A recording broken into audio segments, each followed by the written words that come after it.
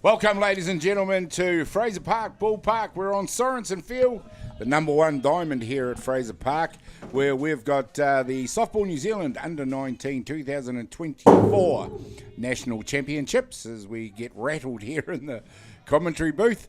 It is the battle of the two undefeated teams. The number one teams from either section are playing each other, and that is Hutt Valley taking on Franklin. Now, some of you might say, who is Franklin? Well, there we go. South Auckland, Pukekohe South. That is Franklin, between there and probably Hamilton North. There you go. Franklin, very well-performed team in this competition. They come through, as I said, undefeated. Can't get much more well-performed than that, but it doesn't tell the story of some of the epics they've had to survive to do that. And the other team, of course, is Hutt Valley, who are marching through the tournament as also one of the undefeated teams in the tournament. We'll do the lineups shortly, but for now the game is underway. I'm Gary Rohihi for Ballpark Broadcasting, and joining me in commentary is local softball man Hayden Smith. Hayden, welcome along. You're on, you're live, and everybody can hear you. I think I am. And you might even have number 3. We'll turn that up, and How's you're that? probably live now. Right, that works. Yep, there we go. They've changed this around a little bit since yesterday, so my apologies, Hayden. Welcome along. No problem. No, great to be here. What a game with these two teams. Unbeaten. Certainly Franklin's really caused a stir. Probably the first tournament they've been at that they've really pushed to the top, and now unbeaten. So justifiably in this game with Hutt Valley, whoever wins is going to be the favourite. Oh, yeah, well, I mean, possibly looking at one of the teams into the final from this game, unless there are overlapping points, but it will be interesting to see. It certainly will establish one or the other team's credentials for the final. It doesn't mean, however, that whoever doesn't win this ball game is out of the competition, and by no means. We're still in the crossover rounds. So finals day is tomorrow. But certainly after the 5 o'clock game tonight, we should have a clearer picture of where things line up for the finals later on tomorrow. Yeah, it can't be better. The weather's turned itself on finally. So It has. Now we've got perfect conditions, so we can't blame the weather for anything that occurs. Absolutely. Currently out there batting for Hutt Valley in their green and gold. They're in the first base dugout. That is Keenan Easthope, number 3. So I take it that Zarshaw Wallace has already come and gone, so he'd be the first out. 6-3. Good hit. This time we see a good hit by Keenan Easthope. It's gone out to right field, all the way out there to be fielded. He's got himself a stand-up double, and there's a nice start. Hutt Valley now underway in this one offensively. That's going to bring into the batter's box number 4, George McCarroll. He's been very much a leader in this batting lineup and is batting extremely well. I would say that about the few of the Hutt Valley hitters, but they do bat all the way through the order from 1-2-9. George is going to be hard to defend in this position because that was a perfectly struck ball right down the line. You can't defend against that. Perfect hit. Now we don't have a bunt situation, but a bunt could really throw things up in the air here for Franklin. It's a steal. It was a steal, and there we go. Coach Tyson Byrne. And a feature of a lot of the coaches in this competition is the aggressive nature of their coaching and the attacking nature of their coaching. Tyson Byrne right at the forefront of that, calling a steal immediately. And I think that the intelligence from the games is coming through as well. They're starting to know who's got their arms and who hasn't. And I think that didn't happen by accident. Oh, there we go. He's taken off in a squeeze play. The ball's been lost at home plate. He is safe. And so that aggressiveness, that squeeze play just underlines what we were saying about Tyson Byrne. Hutt Valley 1-0 up very early in this ball game. That was I don't know whether it was a hit and run, but it certainly looked like it. And I think that's a great play in that circumstances. So great to see that stuff happening at under-19 level. Yeah, there's some very good softball going on out there, not just on the diamond, but also off the diamond with the decisions the coaches are making. George McCarroll has done a perfect job. He's actually out there safe at first base. It brings to bat number 52, Lennox Easthope. He's come back up to the number 4 position, but he tends to roam up and down the order between there and about 7 or 8. But either way, wherever he comes in the order, he is dangerous. Yeah, and I'd have to say too, the pitch, Brooklyn Mariano Apiata is no slug. He's certainly got a good dropping ball, and he's a hard guy to get away. But Hutt Valley are on top of them at the moment, and there's none down. One down, sorry. One down there is, yes, and we have George McCarroll scampered across to 2 on that pass ball. But let's just talk about the Franklin team for the next few seconds, because they have survived some extremely close contests to be where they are. None more so than the Auckland game this morning, where they were actually in the 4th innings 7-1 down. They came back to win that game 8-7. And so that says a lot about their fighting qualities. So Hutt Valley, Hayden, may need to score a few runs to make sure that they've got a chance of the ball game. Well, I think the one thing that Franklin have proven, they never give up. And Wellington did the same thing. They got ahead of Wellington by 4 runs. And in the last innings, it was really touch and go, but they still stayed there. And were able to take out that game 8-7. So the 8-7 seems to be their lucky numbers. I don't know whether they take them both for lotto. Yeah. Yep.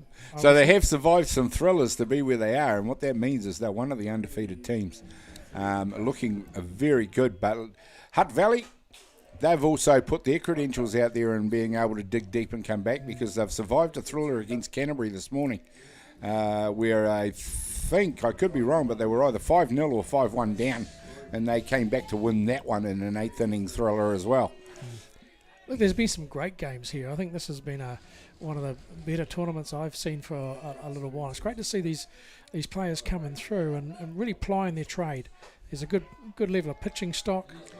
It's going to be interesting in this game too. I think the Hutt Valley team are going to try and push runs, try and get runs early, and I wouldn't be surprised if there was some sort of a hit and run or a bunt coming up to get those runners round of 2 and 3 and keep that pressure on Franklin.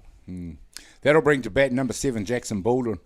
Jackson Baldwin, another one of the lineup from Hutt Valley, who not only has connected with the ball very well, certainly in games I've seen him play on Diamond 1, but can also scamper around the bases. They, once again, 1 to 9, they're all athletes, and if you ask them to steal, they'll deliver. Oh, exactly. I think there's some real, as you say, athletes out there that can run, bat and steal, and they do it. Yep, some full toolboxes out there when you use that vernacular. See, it's hard for the coach sometimes because these guys are batting so well. He's got to be very rigid to sort of say, right, I am going to bunt. I am going to try a hit and run or whatever, because some of these guys are such good batters. You're sort of saying, do you pull them back and make them bunt? But I think against teams like this where you want to get those runs in the bank, I think you probably have to try a few of those things. And he's already done a hit and run, and I hope he carries on with that sort of attacking mode. Well, you're right, because one of the things it is tempting to do, as you say, is to let the batters have their head and just go and see what happens if they're all got sort of hot hands and are hitting well. But the other thing is then when you do that, you tend to let discipline go as well. And this is when you make the calls for them, call them to bunt, you're keeping that discipline in the batter's box, which is important. Exactly, and this is still the top of the order. I count number 5 as still being in the top of the order, and I think there's not too much difference between number 1 right the way through to 6, really. They're all competent players and they all move the ball. So it's going to be interesting to see whether he wants that ball moved deliberately or just wants a hit. And I think he's going to try and want to move this ball deliberately so those players get round a third. There's an infield this one fly. has popped up on the infield. It's already been called foul. Let go there by the... Now, there's a classic example. They knew it was an infield fly, but it's an infield fly only if the ball remains fair. Yep. He should have caught that, and that would have been an automatic out. It's only an infield fly if it remains fair. Yeah, I'm a example. little bit of a loss to... There's a classic example of every time you call out infield fly, it's only if it remains fair. And in Wellington and Hutt Valley, they should be used to that because... of course, with the wind. Of the whole wind thing, yeah, that happens quite often. Gee, that was so close to being a hit. That one just inside the base. Must have been a shaved the outside edge of the base, one. Didn't it? Yeah. I'd have to say. Umpire Jill Farquhar in perfect position to see down the line on that one. Well, she made a call early, which is great. Sometimes I get a little bit annoyed when I see umpires just nonchalantly not taking a stand on those things. They've got to make an early call so players don't hurt themselves. They don't come roaring in and slide and do all sorts of things. And it's good to see her calling really early and making it clear to everybody. 2 balls, 1 strike it is. Hutt Valley batting. They already have a run in this ball game over Franklin in the first innings. 1-0, but there's a pass ball. Yeah. And it's George McCarroll who scampers down to third base. Just a change-up that went wrong. But that's the thing. First innings is when those things are being worked through, and let's hope they can maintain that, because they don't want to give away too many runs, although they've gave away 7 to Auckland, they came back. But They did, and that's what I'm talking about. You don't want to do that too often. You know, you'd have been forgiven for saying they were down and out, but you just don't count this team out. They just keep coming back. It's quite remarkable what they've been able to do in this tournament, and good. I'm becoming a big fan of it. But you can't discount good hitting, and that's what Jackson Baldwin's done. He's lined one out to left field, scored George McCarroll from third base. Lennox Easthope moves over, and now Hutt Valley, still with runners at 2 and 3, now lead the ball game by 2-0 over Franklin. Very early, of course, we're still in the top of the first inning, so Franklin yet to have their turn. But they will be looking for outs now to try and stem this flow. Here's a lefty, so this is another option for the coach as well. If he drags it down the third base line, he's still advancing runners, hit and run. There's a whole lot of things. Caden Alexander Hall it is, number 55. He's lined this one out to centre left. And once again, Hutt Valley just continue this run. And probably the question's going to need to be asked by Franklin in this one, whether or not they continue with Brooklyn Mario Apiata. Because he's having a very difficult start to this ball game as the hot hands from Hutt Valley just continue. I mentioned that this is a team that tend to bat in blocks, and this is exactly what we're seeing. Well, boy, from the first innings when the shortstop took out the first one, I thought this is going to be pretty standard 3 up, 3 down. But boy, they've hit, and they've hit well. Yeah. Ever since then, they've used the hit and run on one occasion, and now it's just a matter of how many can they get in this innings. Currently it's 4-0, and we know no team is safe even at 4, 5 or 6-0 over Franklin. But Hutt Valley given themselves every chance in the first inning of gapping Franklin here, who are going to need to get an out if they can stem the flow. And I think it's a matter of them just getting out of their head. It doesn't matter. They've just got to get outs now and get out of this inning so they can then reply in kind or as best they can, because 4 runs is better than 7. Yeah. But any more is going to start becoming unmanageable. There's a fly ball out to shallow centre field, comfortably taken out there by Jaden Hewitt. Just mentioned they needed an out. That's exactly what they got. Well, now it's 2 down. That's always a relief when you get to 2 down. But it's an even bigger relief when you get to 3. Yep, that'll bring to bat number 35, Mitchell Shields. So 2 down now it is, Hutt Valley. They've scored 4 runs, and they've got runners in motion out there with a runner on 1. He's gone to 2. He was in motion very quickly. The throw was right on the spot. It was absolutely right on the spot. But what that means, of course, is Caden Alexander Hall becomes the third out in the first innings, but not before Hutt Valley score 4 runs. They head to the dugout after a busy start to this ball game. We'll find out what Franklin can bring in just a few minutes' time.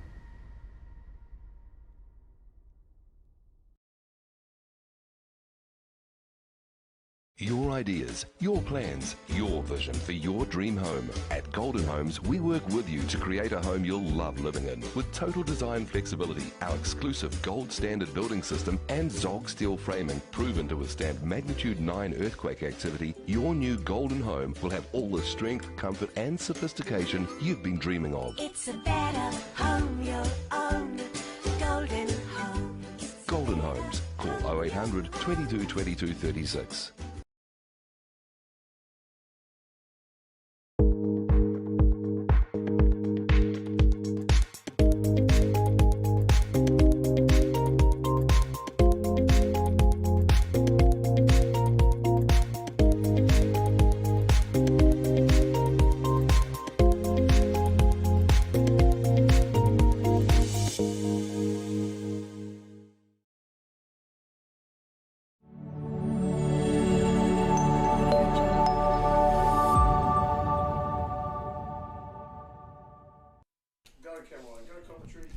Well, welcome back, ladies and gentlemen. The sun is shining and it is absolutely beautiful. The spectators come out to support their beloved Hutt Valley in the green and gold, who are playing against Franklin here on Sorensen Field.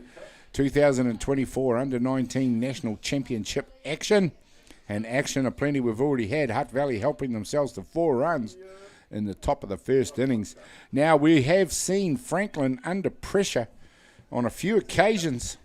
They've always responded, and Hutt Valley might find out, as a lot of teams have, that 4 runs is not enough against this team. Well, they've certainly got some big batters. The games I've seen, Wellington and Hutt Valley Development, they hit the ball and they move the ball. So Hutt Valley, it'll be interesting to see whether Nicholas Need, the Canadian boy, can contain these guys, because he's a pretty sharp-looking pitcher, and I must admit I'm impressed that he's wearing a face mask, because not many under-19 boys would do that. Yeah, it's an interesting one, and it's something that I'd support as well. You see it a lot in the women's game with the protection that they wear with the face masks. Not only that, but also in the corners at 1 and 3. And yeah, I mean, I think in terms of this infields and the way that these guys hit the ball these days, I think a minimum maybe of mouth guards, but certainly face masks. It's a change of culture too. I know towards the end of my career I wore a face mask and they all called me Hannibal Lecter. But it's a matter of, you're losing your pace a bit and you're just starting to get hit a bit more. Yeah. And hey, your face is the most vulnerable, and the pitcher especially is off balance every time he throws the ball. So wrong place, wrong hit, you smash up your face, and that's the last thing you want. Well, you're talking to a former pitcher who spent time in hospital after being hit in the head off the bat. And so I'd exchange that day in hospital for a face mask anytime. I think we all would. Yeah. I was lucky. I got a few close hits around my head, but most of mine was body hits. Yeah. So to speak. But so there we have. We got the first walk of the game. There we go. So we've got a runner on already. This could be a high-scoring. The first batter for Franklin, Richard Teruri, has picked the walk. He's safe at 1. That'll bring to bat number 56, Jamie Joseph. We haven't been able to do lineups for you yet. Hopefully they're not far away. Well, I'm assuming Jamie Joseph is not the former Otago coach. Well, we're going to say it's probably more or less than a coincidence, but yes. I think it'll be Lawrence's grandson. I'm only guessing here, but Lawrence Joseph is the coach, and I suspect that's his grandson. And he's one of the initiators of the Franklin Association. So there's a great push. There we see a nice slap hit out to shortstop. It is fielded, but unable to make the out. And this is what Franklin bring. They scramble, they hit well, they run good in between bases, and they might not look like as tidy maybe as what Hutt Valley will, but they'll get the job done and they'll stay in the ball game. And they don't step back. I don't think any of them have got any, well, not respect. Respect is the wrong word. I don't think they're overawed by being here. And they are used to playing against Auckland and North Harbour and everything. Yeah. So I think this is something that they're being taught to understand that they don't step backwards and they keep on attacking. And they're all moving the ball, which is great. Well, I did manage to have a talk to Lawrence Joseph earlier, and the Franklin Association is a brand new one. They came to national tournaments last year and finished fourth at their first one, and play their softball in the Auckland competition. So we saw a great game with Auckland earlier where they ended up coming back from 7-1 down. Well, they are used to seeing all of those Auckland players regularly throughout their softball careers. And that's the advantage of regularly seeing their pitching staff or whatever. They'll have no fear, and they know what they're capable of. So there's another... what's happened there? The runners have advanced. Was that a legal pitch? I'm going to say it was possibly an illegal pitch. As umpire Farquhar has explained to Tyson Byrne. Okay, that's fine. I'm putting it down as an illegal pitch. Hutt Valley, a couple of legendary Hutt Valley softballers on their coaching staff. Tyson Byrne at third base and Joel Evans at first base. Oh, Joel's out there now. Oh, yeah, that's right. I didn't see him. This is going to be interesting because now they've got a great hit and run situation where the Lawrence is going to push this. Nick Need comes in with a nice strike. Kātini Huriwai it is who strikes out. It's a K just when they needed it. So that's one down, runners on 2 and 3. Tipene Kennedy batted very well in that Auckland game we've just mentioned. He's a big lad, but do not be fooled. He can run as well. He can bat too. He scorched the base for a safe run when it was needed. A runner on base was needed, and helped his team to that win over Auckland. I think that's an opportunity just lost. He wasn't really leading off, and that ball went right to the fence, and it didn't bounce back. He should have been home on that one.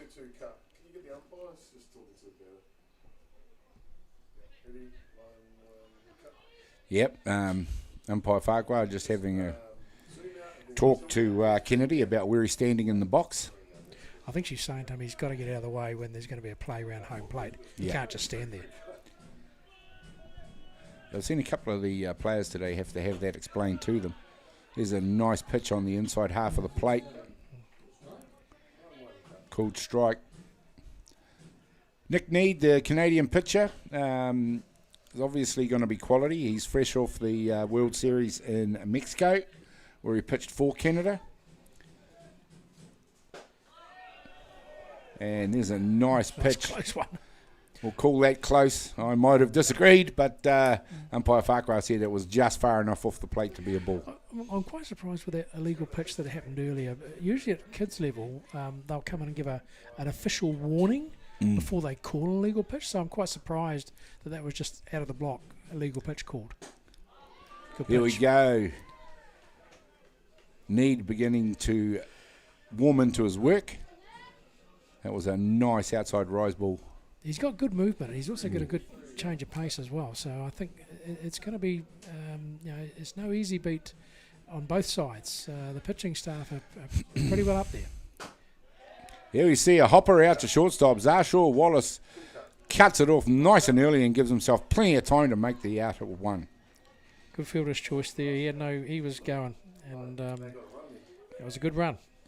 So the upshot of that was Franklin get themselves on the board, as they do. They hang in there. And so a run scores on that play. So Franklin now 4 for Hutt Valley and 1 for Franklin. And a runner on third base more crucially, which, getting all the way around there, they've got to score them if they're going to stay in this game. They've got to take every opportunity. So every opportunity at bat is number 67, Noah Laupepitali.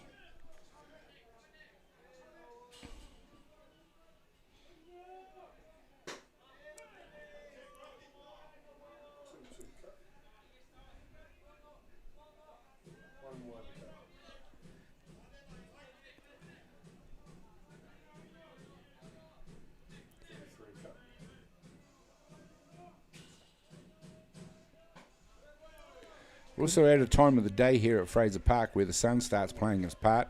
You can see the shadows from the fence and the light towers beginning to creep onto the diamond or across the diamond. And that means the outfielders, particularly on the left-hand side of the diamond and the left field, are looking straight into the sun. Even the right-handed batters are going to... Here's one. Here we go. There's a pass ball. This time Franklin have taken advantage of it and helped themselves to another run. So here we go. Hutt Valley did it courtesy of some great batting. Well, Franklin are doing it courtesy of taking advantage of errors by Hutt Valley. Yeah. Well, they got another runner on, so there's another chance for them to score runs. So they've already got 2 back, which is half the battle, isn't it? Two out of 4. Half the battle, and we've just started the battle. It's the bottom of the first innings, and so much has happened already. Seems to be he's sending that change up down, and it's hitting in front of the plate every time. So he's probably just got to get his rhythm on that one. I still think we've seen a few of the pitchers struggle to get it across the plate when they've used the drop change. And there's a beautiful pitch down there. Oh, and there we see a throw. It's gone all the way down the first base line, all the way out to right field, and we see the runner slide into 3, almost overslide it. I think there shouldn't have been a cut there. That ball was going straight, and there was no way they were going to have any other chance of relaying. But I think they should have let the cut go. Oh, thank you. Lennox Easthope out there it was who has to take that one, and that was a so they got another runner on third base. So Hutt Valley have just got to take it out, but Lawrence has got a chance, or the Franklin team have got a chance to put another run on the board, which could be crucial when it gets to those later innings. Good pitch. Rikaya Tefioro up to bat now. Pitched a great game for Franklin against Auckland earlier. He looked down and out for all money at 7-1. He was tired.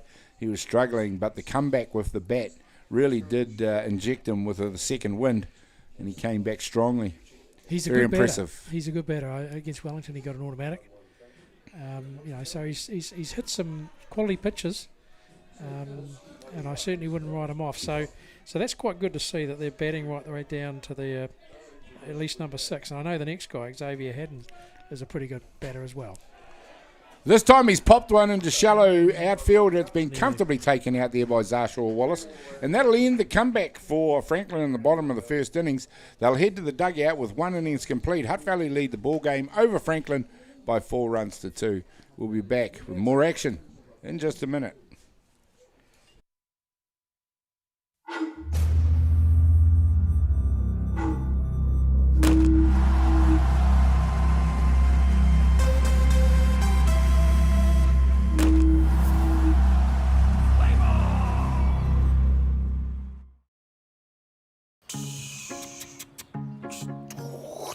What's he up to now? Probably working on his career. Oh. Beep, beep. What are you up to, Matai? Reversing. Have you got your ticket? Yep. I start a new job driving a forklift on Monday. I thought you worked in an office. Don't limit yourself, Brian. It's never too late to make smarter choices. How's Karen? Take control of your career with Trade Staff.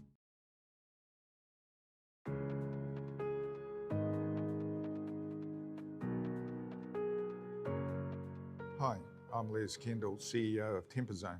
Innovation is at our core to produce ever more relevant technology, pushing the bounds of currently available solutions.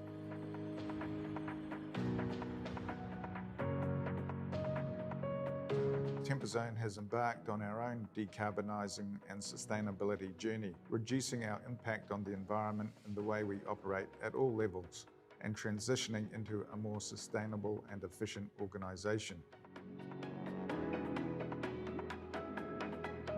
Our products and services can assist others to make the transition and act as enabling technology to transition to zero carbon, pushing the bounds of currently.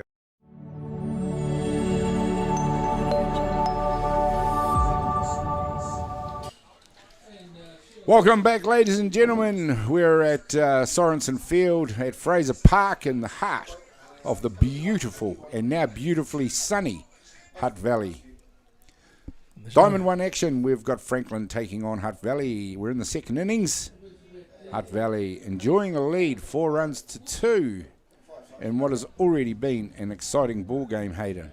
Yeah, Mitchell Shields, just the first batter up, just fly to centre field.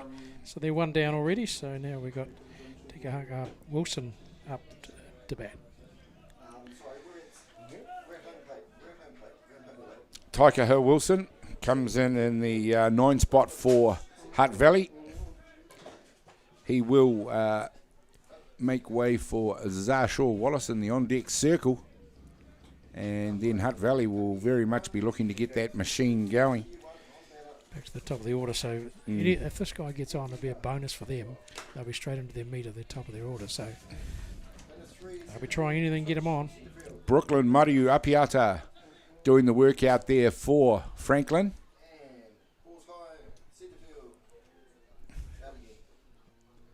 Took a little bit of punishment in their first innings, so hopefully he'll be looking to come back and rectify that.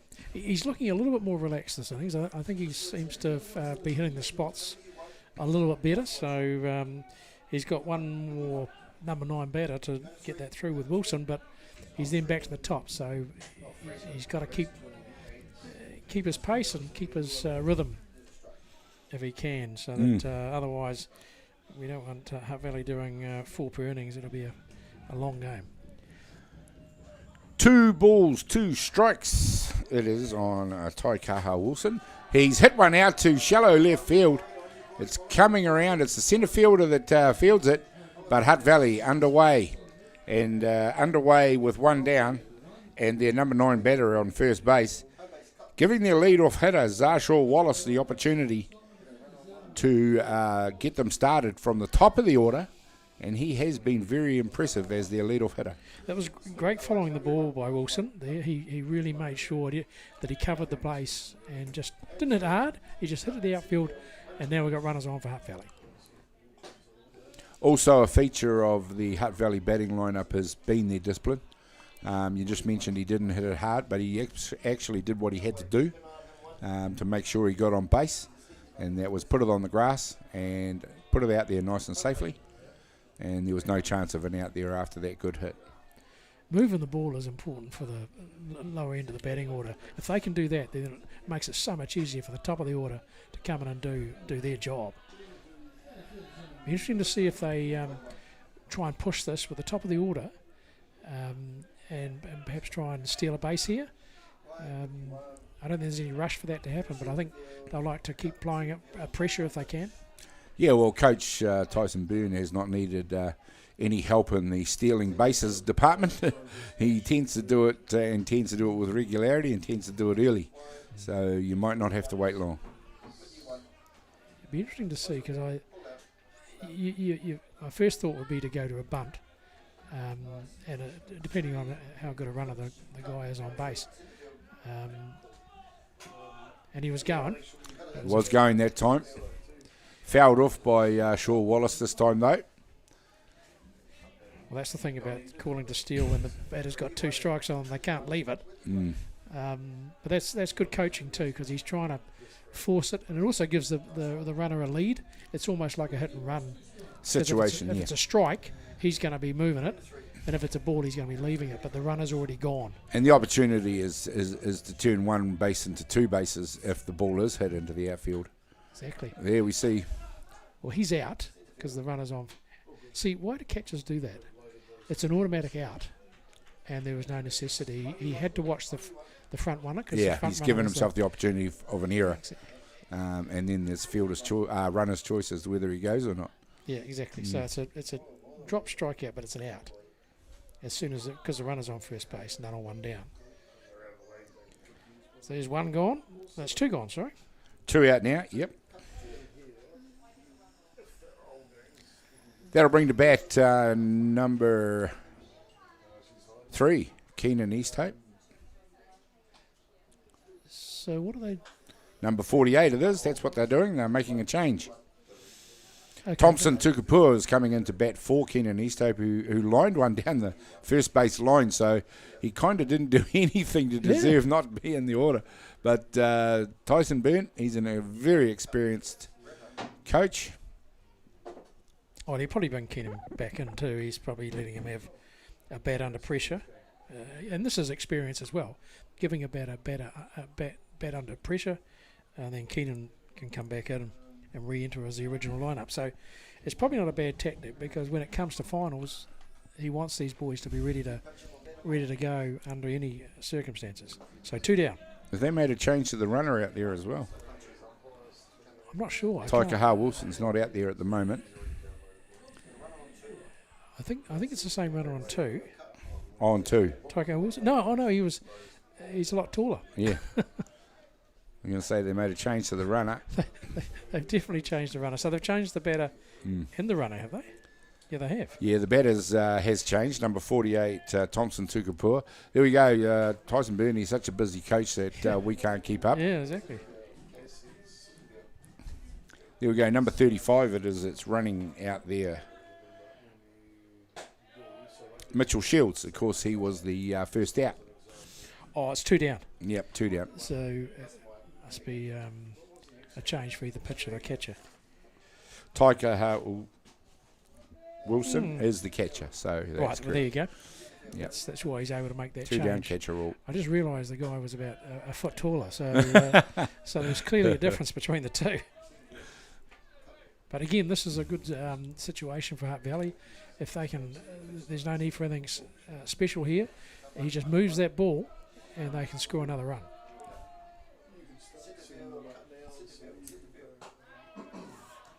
And that's the very worst outcome. Yes, he's walked the pinch hitter, Thompson Tukapua, so he's done his job. He's on base, on a walk. He's not making it any easier for himself, because George McCarroll won't take a step back. He's got George McCarroll coming up, and it is the coach for Franklin who's come up to make another change, Lawrence Joseph. I must admit, Brooklyn's not really coming through with that pace anymore, and he doesn't seem to be dominating as much as I've seen him in the past. Looking to guide it more than flame it, if you know what I mean. Yeah. It's down in pace. I have seen Brooklyn pitch through the age grades. Yeah, no, he went to Sydney with me 4 years ago or so, before COVID was a thing, and he was coming up then. He was good and fast, and he worked well, and he got on the tournament team at the under-15s up at Parahumu. So he had that pace, and he's come back now, but I think he's still coming back to where he was. He would have been pitching 4 counties in that tournament? Yes, that was counties. Yep, I was at that tournament and do remember him. Oh, he dominated. He was the top pitcher from day one. But this is 4 years on, so a lot's changed, and certainly. Well, these guys are getting to a level in softball now where the gas that they might have dominated with in younger is not quite going to see them through at this level. You've got to be a bit more smarter on the mound than just flaming it through the middle of the zone. Oh, exactly. It's like anything. Pitchers going through at the same pace, you've got to start varying that pace. So you're not just confusing them with the up-down curve, you're also confusing them with the speed that you're pitching. And that's a nice pitch you just that was mentioned. One of the better pitches he's thrown, actually. It was up off speed and up. Yep. Up in the zone. And George McCarroll is pretty capable, so he's not going to let anything through. You're not going to give you any freebies, that's for sure. Very aggressive. There we see he's launched a high moonshot. It's going back. It's going deep. It's going to go too far. And it lands on the upper level here at Fraser Ballpark for a home run. George McCarroll helps himself to 2-3 RBIs. Wow. And that'll make the score 7 runs to 2. That's the sort of thing he's capable of. Well, you just mentioned it, and I mean, I've said that he's very much a leader in the hitting lineup for this team. And yeah, he has, to me, shown an enormous amount of maturity throughout the whole tournament with the bat. He's just so consistent. When he moves the ball, he moves it hard. Even when he's hitting something through the field. Yeah. It doesn't come at you at 10 mile an hour. It's being struck at 100k. So a good bat, really good swing, and it was 2 strikes. So he had pressure on himself.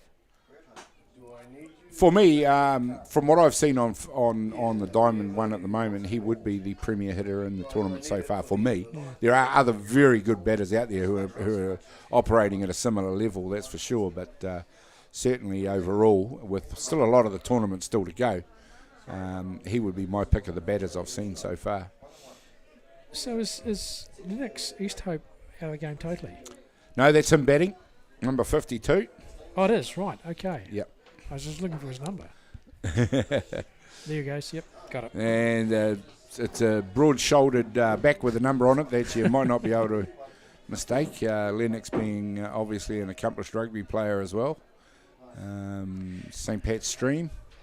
What position does he play? He'd be a blindside flanker or number 8? I'm not 100% sure of his position. I suspect he's I in the suspect forwards. it's number 8. Yeah. Certainly built like one. He looks like a strong boy. But there again, you get those guys on the wing these days, don't you? Yes, you do. They're not all forwards.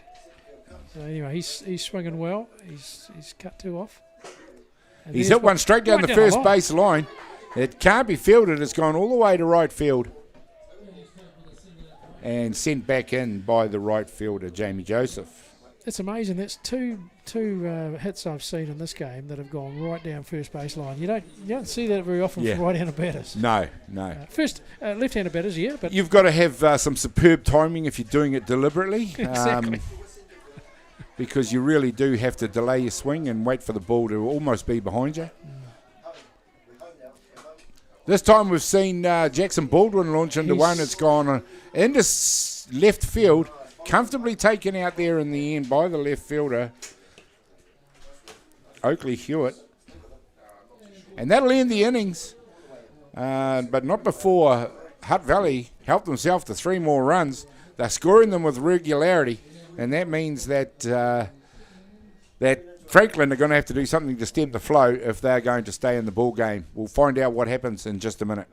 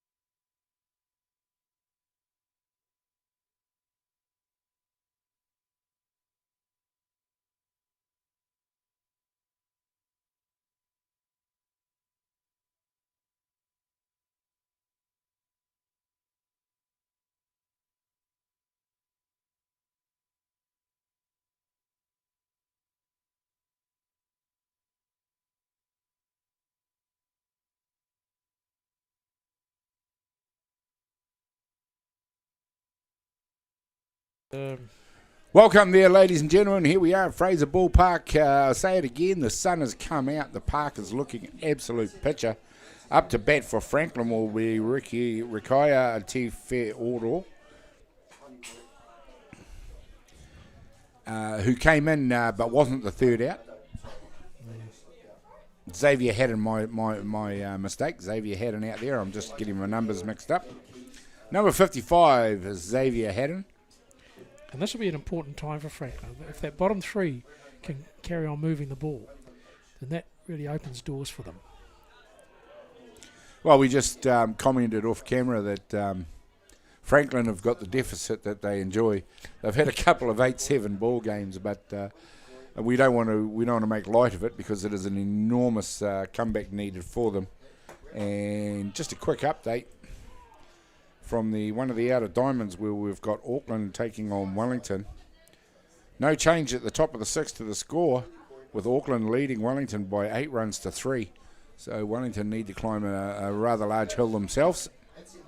Yeah, seems that 8 seems to be a very common number at this tournament. But I don't think anyone wants to have 8 against them. It's an interesting one, Hayden. We've seen a lot of good pitches in operation, but it hasn't stemmed the run flow. Been a lot of runs across the plate in this tournament, and you've had to score 5, 6, 7 and 8 runs to win a ball game in a tight one. I think the thing that is different, I suppose, to the game today from the day, 20 years ago when I was playing, it's sort of there were faster pitches then. Yeah. Now you've got pitches that know everything. They can move it up, move it down, change off speed, but they haven't got that raw pace. We used to have, at tournaments such as this, you'd have 4 or 5 guys pitching probably 130, 140k. And I think that's the thing that doesn't exist. And I suppose professional sport impacts on that. A lot of guys that are that talented. That was a great change-up. To clean them up from the Canadian Nicholas Need. He's got the pitches. Really has. Well, Hutt Valley are extremely strong and efficient unit. They haven't put a foot wrong in this ball game. It's still early days. And Franklin have still managed to score 2 runs. Let's not forget that. They're 5 runs down, not 7 runs down. Yeah. 7-2 it is. And here's Brooklyn, Mario Apiata. He's the pitcher and he's batting. Now he's the sort of batter who can really hit it, or he won't hit it at all. So it comes a long way. And a good change up there. He's pulled the strings on that. And that's what you do when you got a boy as strong as Brooklyn is. You don't want to give him an open swing. Well, we talked about the pitching that we've seen in the tournament. Nick Need would be probably one of, if not the fastest pitcher in the tournament, maybe along with the other Hutt Valley development import. But he's also the pitcher that uses the change-up the most, probably more than any other pitcher I've seen on Diamond One.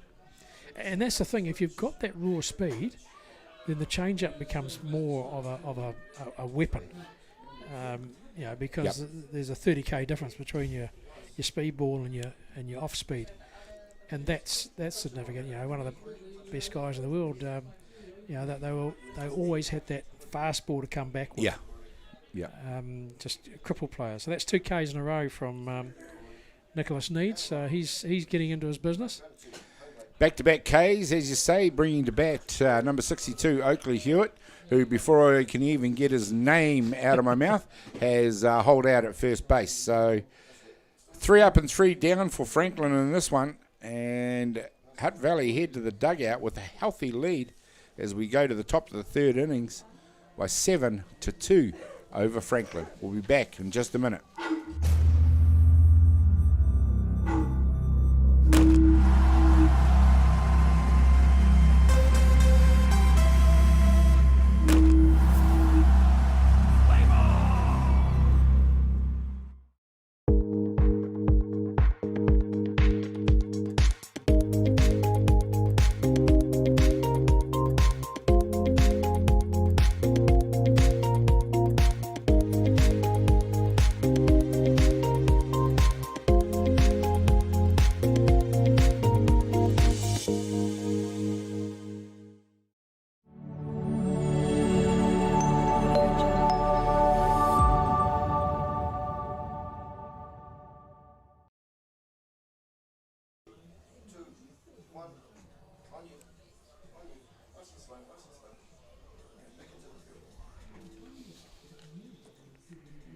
And we're back, ladies and gentlemen. We're Hutt Valley taking on Franklin here in the 2024 Under-19 National Championship. That's right, the winner of this one gets to be crowned the national champions for 2024. 2024 we're already talking about. Where did 2023 go? Certainly Hutt Valley in the early stanzas of this ball game are stamping their credentials for being in the finals arena tomorrow. Franklin with a lot of work to do, 5 runs to make up the deficit. They have done it before, but this is certainly a different unit than they're used to facing. Auckland have been an improver throughout the tournament, and they managed to get back up and over the top of them. But this is an entirely different beast they face because Hutt Valley are beginning to roar on all cylinders. And that's the thing. They've come back from 7 runs down, but that's happened early. And if they keep on giving up 3 and 4 runs every innings, there's no way they'll be able to come back from chasing that sort of figure. Yeah. Especially the way Nicholas Sneed is pitching. He's not going to give away a lot, especially now that he's got his rhythm. Well, I've talked to a few people around the ground, most recently the manager for the Hutt Valley team, Scott Easthope, and you know, he has his own theories as a coach. He's not a coach in this one, he's the manager. But of course, we agree that winning's a habit, and Hutt Valley are obviously giving themselves every opportunity to make that habit count for them as they head towards finals. And that's a habit that becomes part of your culture as well. And I think that's a good thing that they're embedding in these young players now. You know, the coaches, their experience, their background. There's a good K from Brooklyn just taking the first batter. That'll bring to bat number 39, Brian Woolley. But a good start from Brooklyn Atiawa this time. Starting with a strikeout is always going to help the confidence. It was a good series of pitches that did it as well. Nice drop ball to finish the batter off there. And that's the thing. I think he's a confidence person as well. And I think if he gets on top, then Hutt Valley will be stymied somewhat. But he's still got to come back to that top of the order. And I don't think there's any pitcher here that can really dominate that Hutt Valley top 5. They're pretty impressive by any scale. So number 39, Brian Woolley, is he's streaky, I would say, from what I've seen of him. But when he does hit the ball, it stays hit. We hit it to centre field last time. It was quite deep, but it was easily taken. But yeah, so he can hit the ball. It's just a matter of him taking every pitch he can and taking advantage of or starting the process off for the Hutt Valley team to pile those runs on again.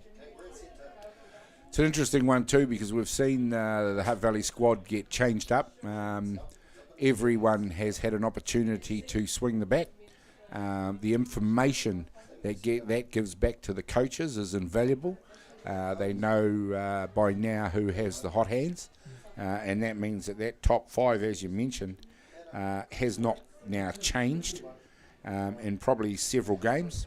Lennox Easthope being the exception. He's dropped down and up the order. It's also an experience thing.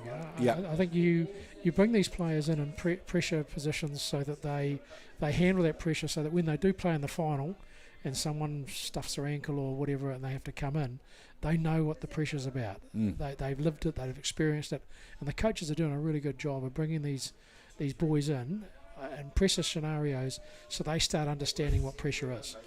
Yeah, I mean, you look at...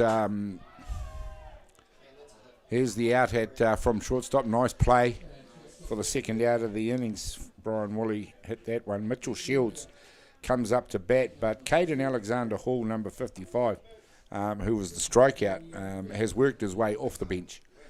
So early in the tournament, he came off the bench as a DP, and or not at all, and now he is fully into the order. So, you know, you can see that Tyson is giving them every opportunity to show them as coaches what they can do. And it's great to see because your team you're as strong as your weakest player. And if you can build your weakest player up so that they feel confident enough to face anyone, to take their part in the game, whatever small or big part it may be, then you've got a winning team. Because your weakest link is able to run on the top 9, which is fantastic. Yep. Mitchell Shields, it is being asked to go to work now. We've seen 2 straight outs for Franklin. Really, in this innings, it's what they needed. They needed to stem the flow for Hutt Valley. Still another out needed, but for now, they've given themselves every chance of getting out of this inning without conceding any more further runs. Well, as they've done throughout, they don't step back. They realise they're creating a bit of a hill for themselves, but they also realise that they don't want to make the hill any bigger than it currently is. So if they can get 3 up, 3 down, or at least side away without giving away another run, then that gives them the chance to come back, because they're coming towards their top of their order again too. This time we see it popped out to second base, and indeed it's Franklin. They finally managed to stem the run flow. It's 3 up, 3 down for Hutt Valley here in the top of the third innings, and we'll head to the bottom of the third innings with no change to the scoreline. Hutt Valley enjoying a healthy advantage, 7-2 over Franklin. We'll be back in just a minute.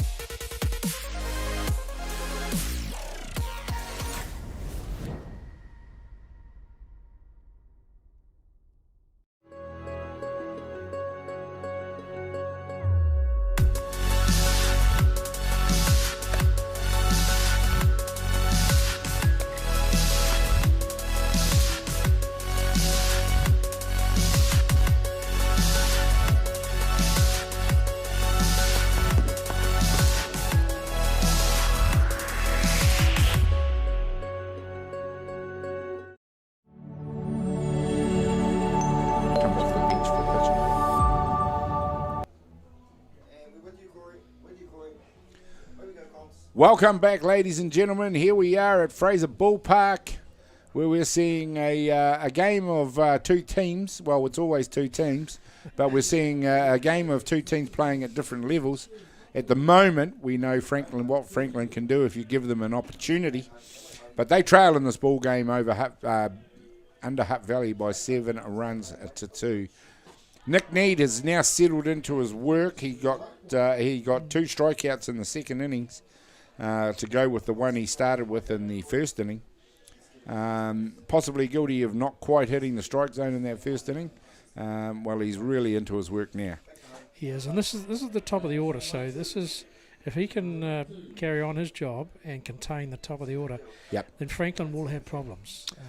Top of the order it is, Richard Teruri up to bat. Now he got a walk his first time up, so that was an example of a lot of balls being thrown in that first innings that culminated in runs. But I think he started to get his rhythm now, and I don't think those walks are going to come so much. So now the batters have got to step up, and this is the top of the order, so he's got to get it going. And that's not going to help if he watches pitches like that go down the zone. He's just been struck out by Nick Need, who is starting to rack them up. It's going to bring number 56, Jamie Joseph, and having the luxury of pitching to a healthy lead definitely assists with a pitcher. Exactly. Look, and Jamie's a classic example too. His last bat, he hit it hard through shortstop. So he's if he can start this off, and this is what Franklin wants, they want someone to start it. It's all they need is bodies on base, because they've shown that they don't have a problem converting those runners into runs on the scoreboard. Look, they're all moving the ball. It's a matter of now that the rhythm has come back for Nicholas and he's getting in there, they've got to start being a little bit less fussy and what I call positive batting, just looking for those strikes. Yep. Don't sit back expecting the amount of balls that came in the first innings, because they're not coming anymore. Well, not as often. Yeah, I mean, he just threw an off-speed pitch there. It was on the inside of the plate. But the difference between that and his full-speed pitch, as we just saw, is probably about, I would imagine, about 40 or 50k. Yeah. He's certainly, I think he's a really good spot pitcher. Watching where he's delivering the pitch each time, he's almost spot on to where the catch is calling. So, and that certainly wasn't the case in the first inning. So he's coming back now. So it's going to be interesting if these top 4 batters can start getting on top. Then Franklin have got a chance. If they can't, then it's very difficult when you've got to leave it to the bottom of your order to clean up. That one called too low. I'm not quite sure if that was the case, but nice job by Jamie Joseph. He picks a walk, just as we're talking about Nick Need not being able to hit the strike zone. But if he Nick Need not been able to miss the strike zone. That time he walked the batter, but probably 2 pitches in there that were very close and took a bit of courage to stay off, actually. They were close. And Katini was struck out last time, and I think he didn't swing, and I think he's going to be a little bit more fussy around positive pitching this time. He's not going to let so many even go through, I hope. Katini Huriwai, it is at bat, and possibly a change in the batting attitude. We're already seeing them being more patient. They've possibly been told see more of his pitches, and you're looking at already with the batting as we see one hit out to first base. It's not comfortably taken, but it's backed up perfectly by George McCarroll to take the out. Not before the runner moves across to second. That's a good play. Certainly had that George had that really well covered. Because it was in danger of them not getting a run if that second baseman hadn't come across quick enough, and he did. Yeah. So that lives in the luxury now of 2 down. Franklin got a runner out there. They've got to try and materialise here. And Timothy Kennedy is a good batter. Very good, yep. He's got to move this ball. Straight away he attacks the first pitch after we spent a few minutes talking about taking the pitcher into a deep count. It's an entirely different attitude to the last couple of batters who have waited and been patient. Well, I think that's the thing that you do in games. You and the first time you face someone, you sort of sit back a bit and let one go through. Yeah. But once you've seen what the guy's delivering and you got to be a bit more positive. And if he's throwing a lot of strikes, we shouldn't be leaving too many. Yeah. If you see them really pummeling it through the zone, then you've definitely got to be ready with get the bat in the way. And there's nothing like an inside pitch right across the knee to a big fella. Yes. It's love get away from pull their stomach in. Yep. That home plate is mine. I don't need you near it. Now get away from it.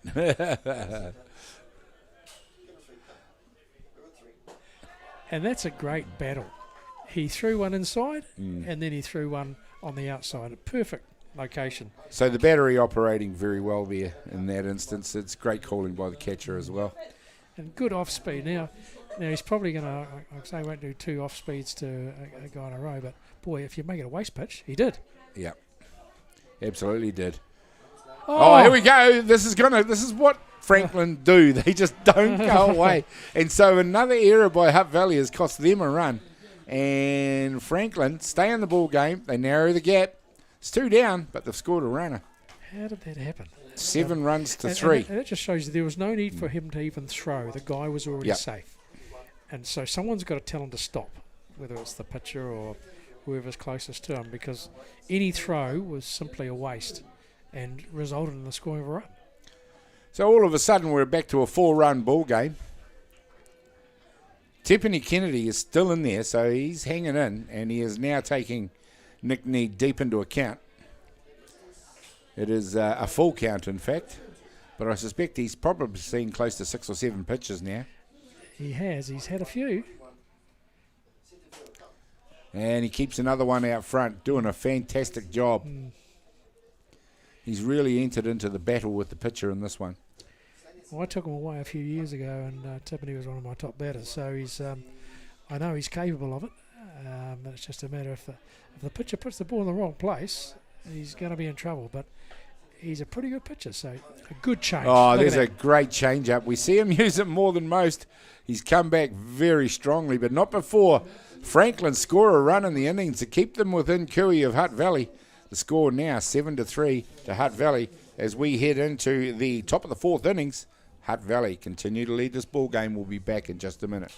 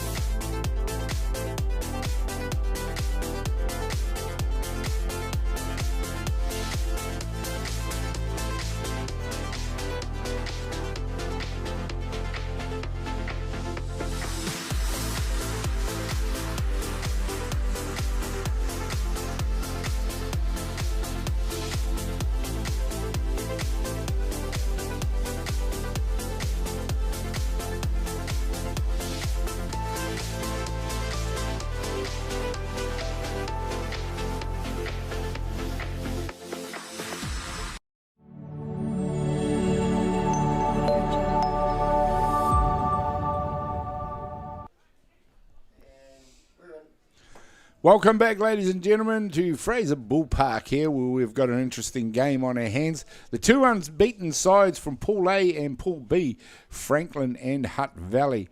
It's almost a game of two halves, I guess you'd say. Franklin are scrambling their way around it to keep in the ball game.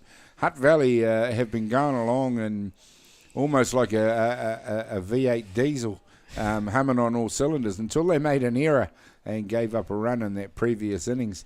Hutt Valley leading the ball game by 7 runs to 3 over Franklin. And Franklin are the team that just don't go away. And I mentioned to you, Hayden, off camera, that if that is still the deficit around the 6th or 7th innings, that is when Franklin become very dangerous indeed. Oh, exactly. And I think Hutt Valley, they've got their number 9 batter, Atiawa Wilson, is in here now. And if he gets on in any way, and he's able to open up the top of the order, this could be the innings that will cement it for Hutt Valley.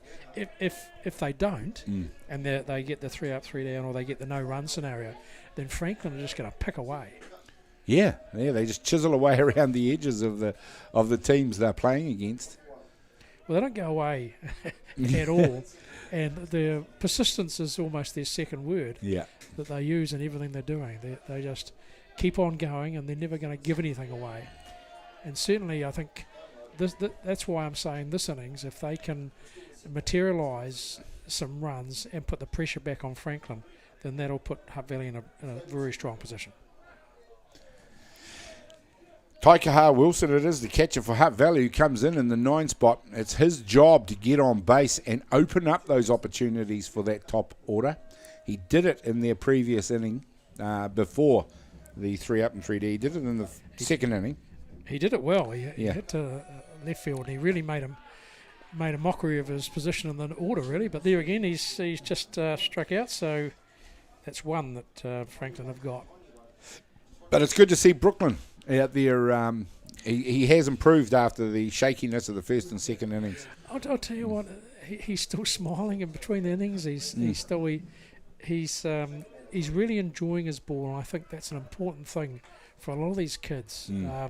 Is that, games, softball, rugby, whatever you play, you've still got to enjoy it. And these kids tell me that they're enjoying the game, and that'll mean that they stay in the game if they're enjoying it. Enjoying the game, enjoying the camaraderie, enjoying the contest. And it's all good to see in our sport.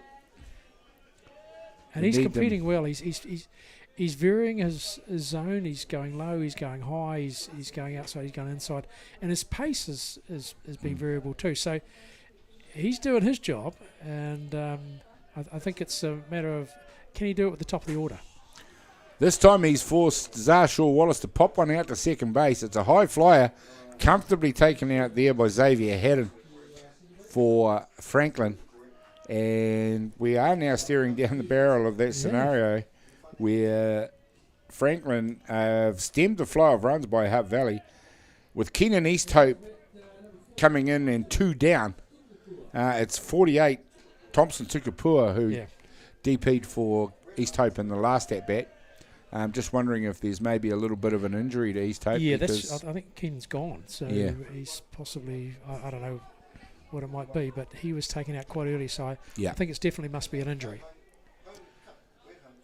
Which has forced the change, but Keenan Easthope lined one down the first baseline to really get them going in that first innings. He did, So that does leave a big hole in that top order, and a hole that's looking to be filled by Thompson Tukapua. He's a batter I've seen bat in this tournament, and he's just hit one straight to first base for the 3rd out, but he's also very capable of getting it through the field. Not on this occasion, however, as it's 1, 2, 3 and out again for Hutt Valley, and Franklin are doing the job they need to do to keep Hutt Valley quiet. Now they need to improve their own sticks, get the batters working, and get some bodies onto base. We'll find out if they can do that in just a minute.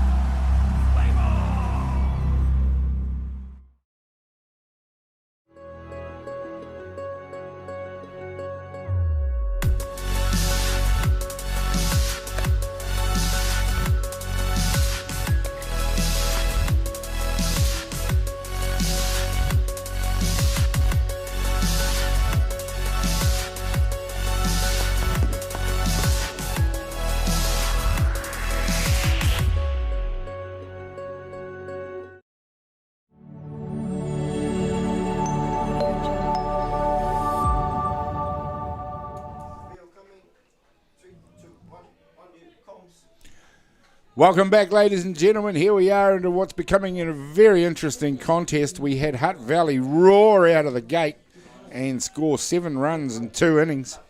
They have been kept quiet in the last 2 innings, and it's Franklin who have managed to score a further run of their own. So the score is Hutt Valley 7, Franklin 3. Franklin still with a big hill ahead of them, but they have proved throughout this tournament that deficits of 4 or more runs have not made them. No, I think the Hutt Valley coach will know that 4 isn't enough. Yeah, and that they've got to grow on that, and vice versa. Lawrence Joseph will also know that his team has to make that deficit smaller and smaller, so they can take it in little bites of 1 and 2. Yep. So to speak. So it's turning into a good battle because clearly. Now, I'm just wondering what the umpire's talking to him just talking about foot position on their back of that line. I wouldn't be 100% sure, but I'm pretty sure you're supposed to have 100% of your foot inside some part of the line. Maybe your foot has to be on the line. Yeah. You can have part of the foot out of it, yeah. but I think he's been stepping too far back, and she's just pointed out where he should be. This one hit down the first base line for a foul. And see, that's what I expect when you're playing under 19s, that the umpires would explain to the person what's happening so they understand the rule. Yeah. And I think that's a good proactive way of doing it. Whereas at adult level, you shouldn't have to. Yeah, you go straight to it. Yeah. And that was a great change as well. It's certainly kept. It's Noah becoming thinking. to be a very effective pitch for Nick Need. I think that's the thing. He's got all the pitches, and that's and it's a matter of just keeping them on the back foot. Quite impressive. I'm sure his family are following this broadcast to see him play. He's become a very welcome addition down here in the Hutt Valley, I can tell you, and they're very happy to have him here. And that's the good thing about the internet. You know, wherever you are in the world, people can see these games whereas 20 years ago you never had a chance of any of this. If you didn't travel, you didn't see. Yeah. Noah Laupipitelli takes the strikeout from Nick Need and heads to the dugout as the first out. And that's to be replaced by Rikaya Tefioro. Listed as the DP in this one. He may be needed to pitch. At the moment, we're into 4 innings of work. He hasn't had to come in. He's a good batter too, so I can see why he's batting. But that's a good thing about DP. You haven't wasted. And there he goes. This time he's hit one hard up to centre field. It's straight out to the grass. Fielded out there at centre field for a stand-up single. He's a great batter, and he's not a bad pitcher either. So it shows Franklin don't just have a one-trick pony. They've got 2 pitchers, and by DPing him, it means that he can come on at some stage if they feel that it's may assist perhaps a replacement for Brooklyn or whatever. But that was a good hit. That brings to bat number 55, Xavier Haddon. Has a swing of the first pitch. Hard drop ball on the inside of the plate. Now, I'd like to see them move it here. I think they haven't. Lawrence hasn't done too many bunts or whatever, but I think they're at the stage they've got to. Yeah, he's pretty much given them their heads, but the short game with a runner on base. Especially for the bottom 3 in the order, you know, they've got to be able to move that ball. Now it's out of play because he's got 2 strikes on him, but he's got to move that ball. Great change up. And that change up comes to the fore again. Nick Need beginning to put it on the end of a piece of string and give it to the catcher wherever the catcher wants it. Well, that's a good thing. He's got the confidence with that change up. He'll throw it on first pitch or he'll throw it on the last pitch. And that's a sign of a confident pitcher, and his confidence is growing, and that's the thing that Lawrence Joseph, the coach for Franklin, will probably want to undermine and somehow move this ball across. Number 73, Brooklyn Mariu Apiata, comes in to bat. His pitching has tightened up considerably since the first 2 innings, to the point now where he's kept the Hutt Valley batters quiet for those 2 innings. There's that change up. This time it just disappears. Progress score from Diamond 2. It's the bottom of 6. And Auckland are 12-5 leaders over Wellington. Wellington having to produce somewhat of a miracle to stay in that one. And we see Mariu Apiata swing and a miss on that one, eventually tagged. But we'll call that a strikeout for for effective purposes. But 3 down now here on the bottom of the 4th innings. We'll head to the top of the 5th. Still no change in the scoreboard since the 2nd inning. 7-3 it continues to be. Hutt Valley over Franklin. We'll be back for more action in just a minute.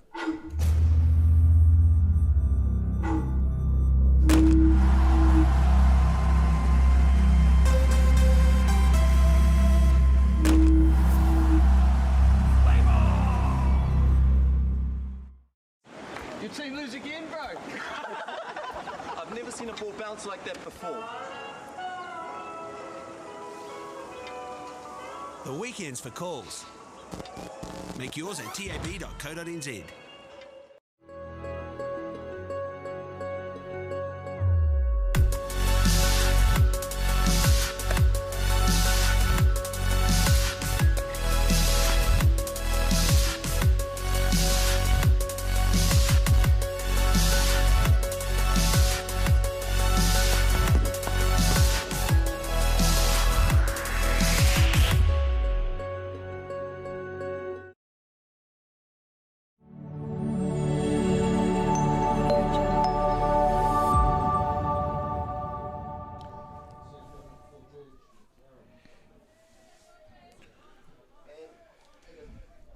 Welcome back, ladies and gentlemen, as we see the shots of the respective dugouts there.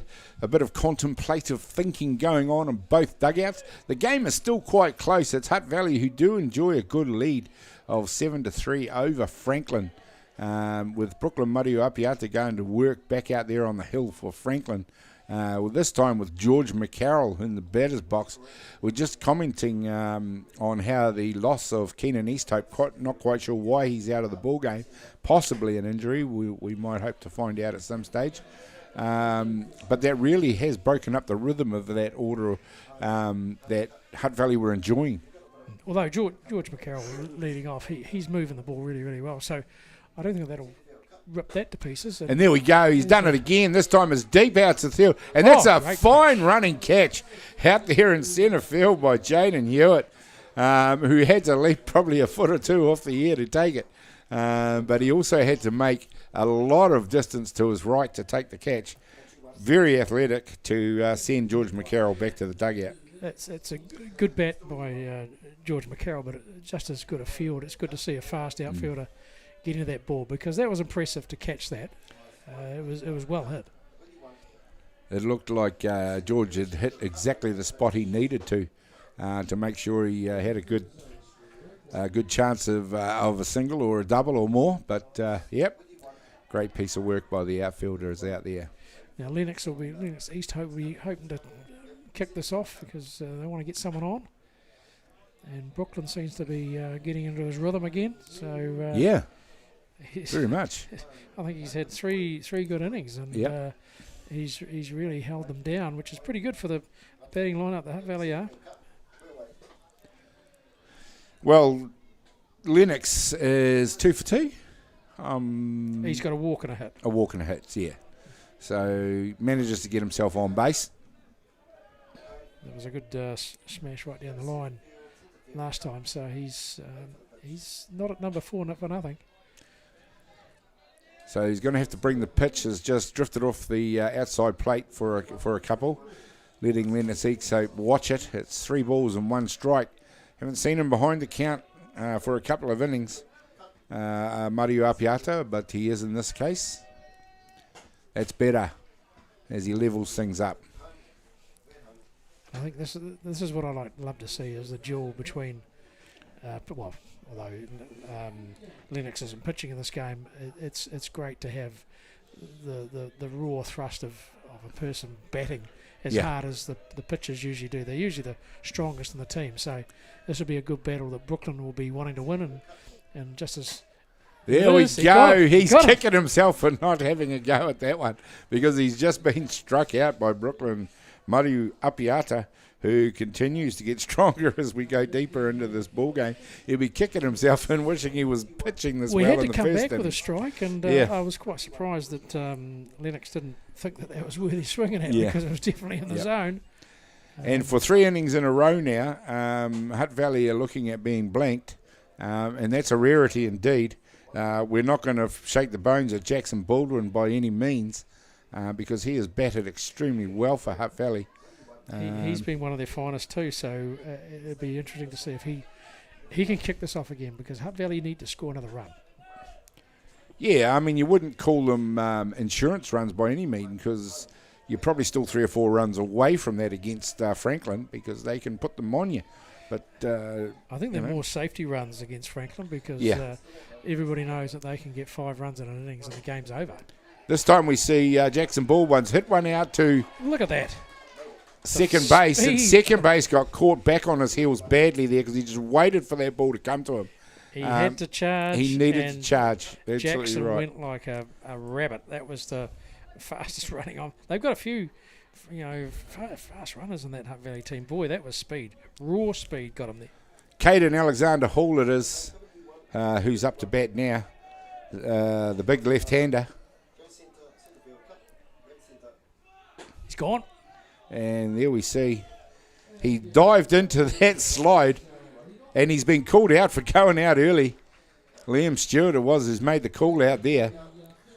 We're not seeing Liam Stewart being mobbed by any of the Hutt Valley coaching staff, so possibly everyone's in agreement with that one. So what did he do there? That was I'd say he left early. right. Yeah. Okay. Because boy, that was something pretty. You mentioned how quick he got out. Well, he got I out of the wasn't- gate too quick. My left eye wasn't looking at the pitcher; it was looking at the runner, and I knew he got out of the blocks real quick. He dived into the You probably have to slide. have a television replay to try and find out exactly. You need the whether angle that occurred. shows the pitcher and the runner in and the the same runner. shot. Yeah, Exactly. yep. But I think Tyson's just pleading the obvious. Well, there we go. We'll leave it in this innings for now, and we'll take a break. We'll come back and see what Franklin can bring in just a minute.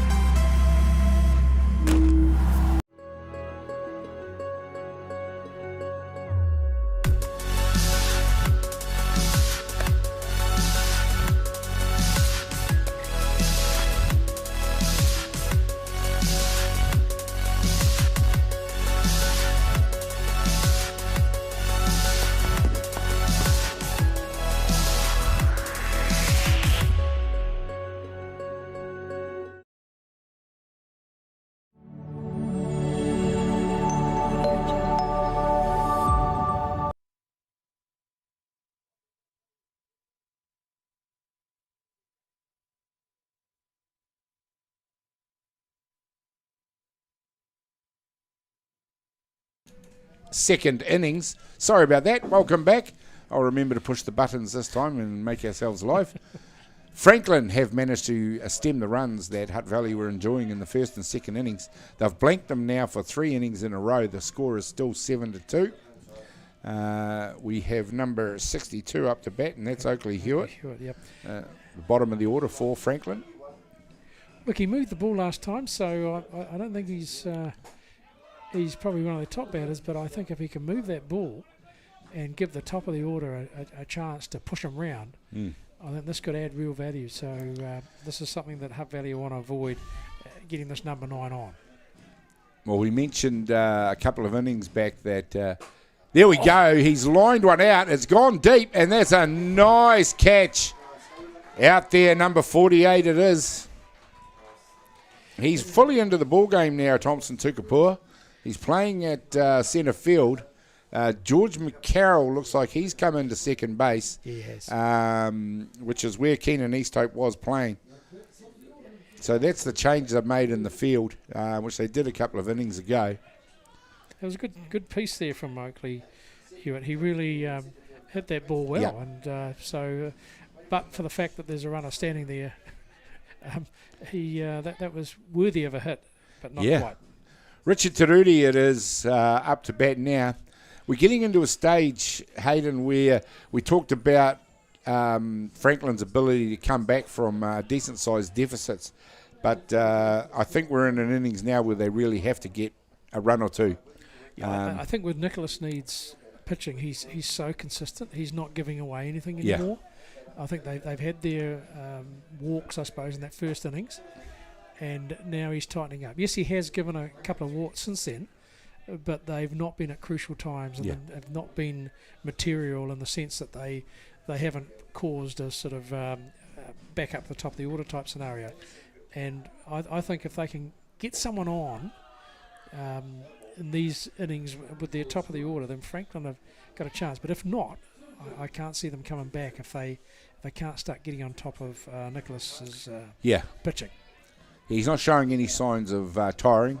His velocity is still the same as when he started, but if anything, he's gotten more accurate. Obviously, he's a guy that likes to eat up a bit of work and get better with that flow. Look, he's clearly fit. He's probably had back-to-back seasons, so he certainly won't run out of his steam, I wouldn't think. He's probably played in Canada and then come over here.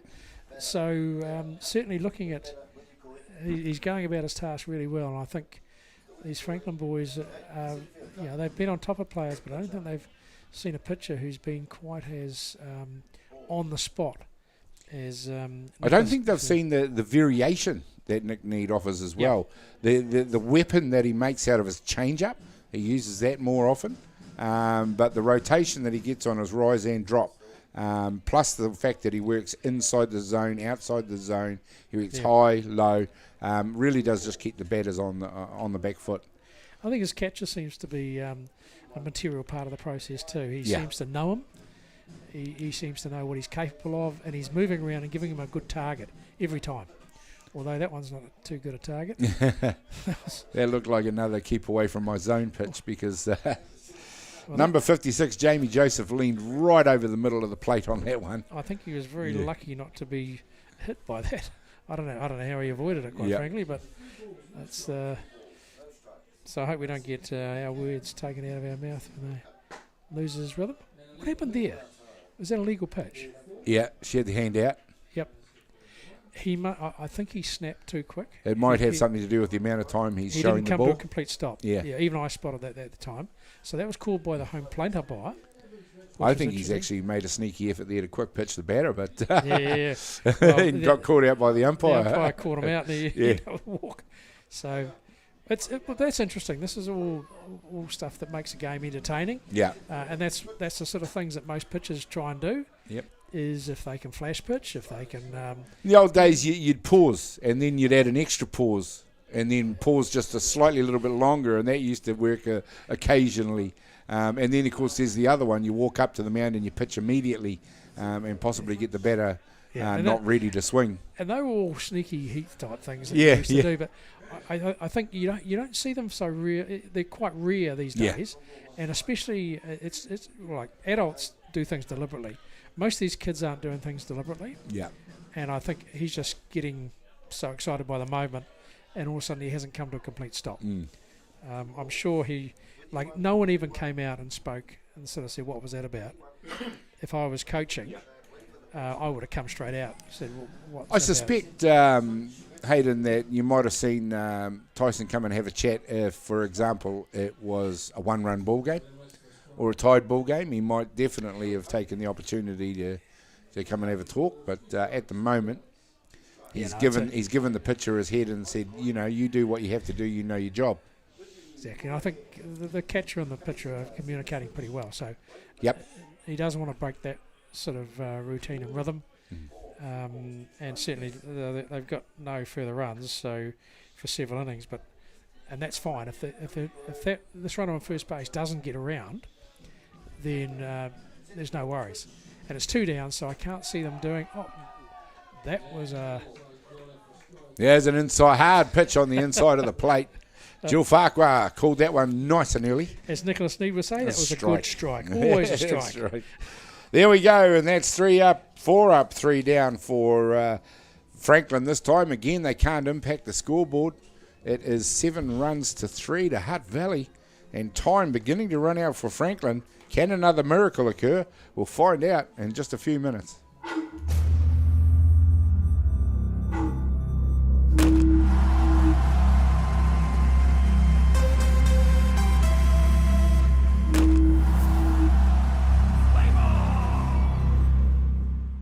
He might not look like much in an apron, but that's John Miller, loving husband, relatively reliable plumber, and holder of the Bledisloe Cup and 2 Investex Super Rugby titles. Don't let the heels fool you.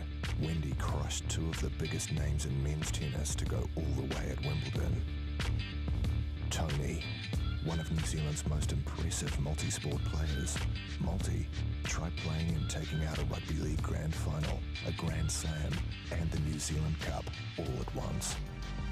Mary Adams came from nothing to take Cleveland to the playoffs. Where to next? Well, she won the New Zealand Derby with Ginger Nuts. Finally, meet Richard Sykes, a man with many loves, 80s hip-hop, whose dog barked Twain, and winning, specifically, the Cup final at Wembley. Now it's your turn. TAB, now you're in the game.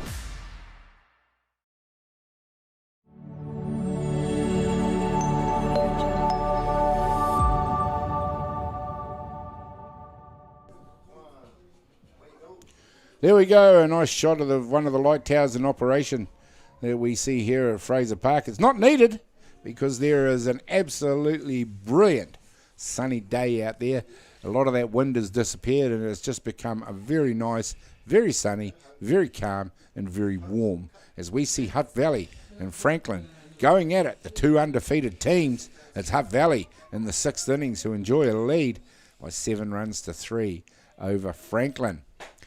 As you said, Hayden, time beginning to run out for Franklin. We've never called time on Franklin because they always seem to find a way. No, I think we're getting ahead of ourselves by even talking about it. But yeah. I think at the end of the day, if they can carry on slowing the Hutt Valley juggernaut, then they've got a chance. But if they start scoring runs again and get 2 or 3 innings, it's going to be a hard way back. But these boys don't give up, and I'm pretty impressed with the way Brooklyn's just hoeing in there. And here we go, another one-up ball. Nice job done there by the Franklin first base. It looked like he didn't have control, but it must have been in the glove. T-Penny Kennedy it is out there at first base. Liam Stewart, the umpire out there that made the call. And that was out on Caden Alexander Hall. I think the thing that kept it there for Timoney was he didn't come out of his glove. It bobbled, but within the glove. Kept it covered up nicely. Number 39, Brian Woolley up to bat. And you see the shadows, we talked about it before, really starting to impact the diamond. As we see a ball going out to shallow centre field. It's going to land on the grass. And in the last 3 innings, that's the first runner that Hutt Valley have managed to have on base. Well, now got Mitchell Shields and Takahaka Wilson. So they're going to have those 2 before we get back into that top of the order again. So it'd be interesting if we can move this ball and move that run around. Then I'm sure Hutt Valley here we go there. Hutt Valley have rung the changes in the batting. We're not sure which one of these lads is going to come in, but you might see number 46, Devon Cox, coming into bat. Is it Devon Cox? Yep. Yep, looks like it. And that's he'll be replacing Mitchell Shields, by the look of it. Yeah, Mitchell Shields hasn't done a lot in the batter's box. One of the few Hutt Valley batters to not make an impact. He's flied a couple of balls up, so obviously he's looking to give Devon a chance under a bit of pressure. And if he can move that ball now, yeah, make but a difference. this is what Tyson has done throughout the tournament. He makes sure all his batters have a swing. They all get an opportunity to see all the pitching out there, and I said before, the information he gets back from this is invaluable, especially as he heads to the finals and has to start deciding on final lineups. and this is that great, sort of 'cause information, it makes his job a lot easier. Giving Devon a chance at this stage allows him to experience pressure. Yeah. Allows him to understand what it's like in these top games, top environment. Yeah. And this is just perfect scenario for Tyson to be able to bring these guys in and give them a go. We're in the 6th innings. It's by no means a done and dusted ball game. Brooklyn Mariuapiata has come back strongly since the 3rd inning. He's blanked Hutt Valley very effectively and kept his team in the contest, albeit with a 4-run deficit. But Franklin only need one good innings to erase that, and we've seen that they're fairly capable of doing that. The good thing is, I think Brooklyn hasn't blown them away. It hasn't been a speed thing. He's been throwing a lot of off-speed stuff as well. Yeah. But he's absolutely. But like Nicholas, he's been moving the ball. Yeah. One of the constants for Franklin, even with the pitches they have used, is Huriwai in the catching. And he, for me, has been one of the top catchers in the tournament so far. He's good. He's got a good level of maturity. He's very settled, and he also doesn't get in the way of the umpire. Yeah. He's small enough that he moves around. Oh, great. It's a great done. That will be a double. Catch at third base, followed by the throw out at 1. A little bit like getting run out at the non-strikers end in one of the other codes. But there's not much you can do about it, and that'll end the innings. Once again, it is Franklin who managed to blank Hutt Valley in the 6th innings. We'll head to the bottom of the 6th, and it will be Franklin's turn. They don't have too many turns. They've got to start getting a run or two. We'll find out what they do in just a minute.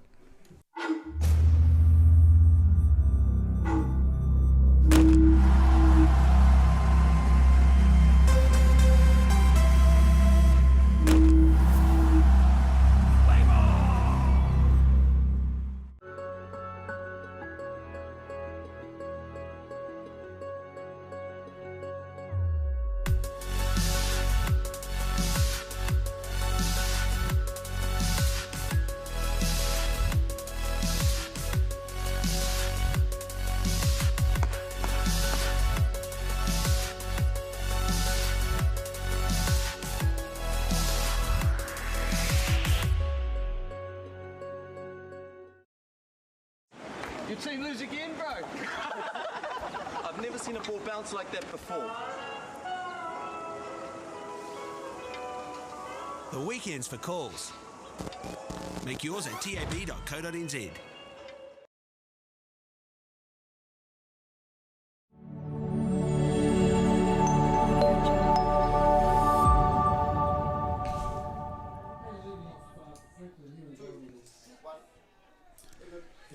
Well, hello and welcome, ladies and gentlemen, back to Diamond 1. We'll call it Sorensen Field.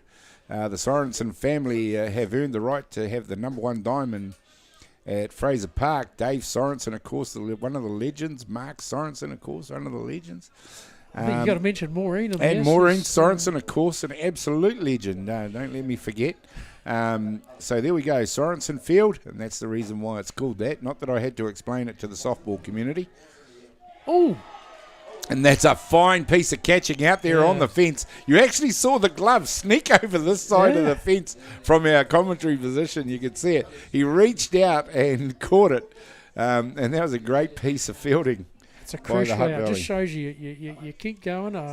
You got to know where that fence is. Yeah. But he had one hand down on the fence and he put his glove over, and Bob's your uncle. He had that out, which is crucial. Yeah. Yeah, and that was the first baseman. Yeah, out there. Tiffany Kennedy. He was. I don't know what happened there. I think the ball went the wrong way. Well, there we go. So that was Tiffany Kennedy who did the batting. He's made way for number 67, Noah Laupepetali. It took a special bit of fielding to send Tiffany Kennedy back to the dugout, and maybe that's what Hutt Valley are going to bring to this table in terms of the end result, because you've got to produce something pretty special to stop these guys from scoring, and that's the sort of fielding they might need. I'm quite surprised that Wilson's he's had trouble with the last 2 pitches. I don't know whether they got the pitches the calls stuffed up, or Yep.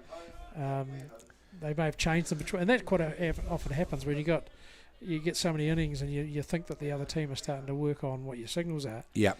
And they'll sometimes change, and perhaps he did that and didn't quite get the signals right.